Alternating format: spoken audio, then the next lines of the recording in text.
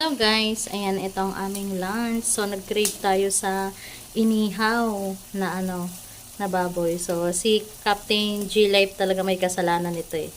Kasi nakita ko yung vlog niya. Yung live niya pala, nag-iihaw siya ng pork. So nagbabad din ako ng pork chop. So ito yung ating lunch maya-maya. Ayan. Ihaw-ihaw portion. Ihaw na masarap. Baka masunog. Ayan, baliktarin natin.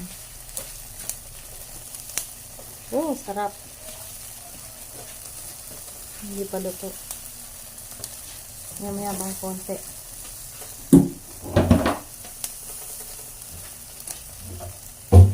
Ihaw tayo guys.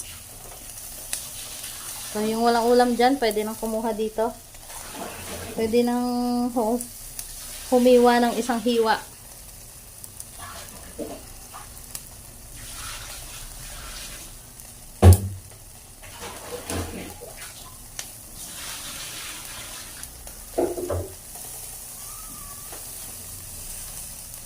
O, diba? Mausok. Mausok.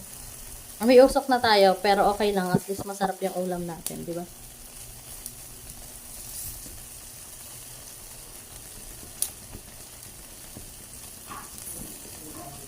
Inihaw. Inihaw na baboy. Ihaw-ihaw muna tayo. Susunog na. No. Ayan. Mapapadali yung ating niluto. Baliktarin ko muna. Baliktad tayo. At masusunog ng ating inihaw.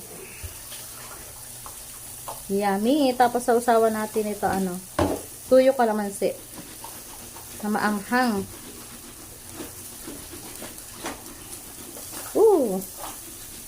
Sarap.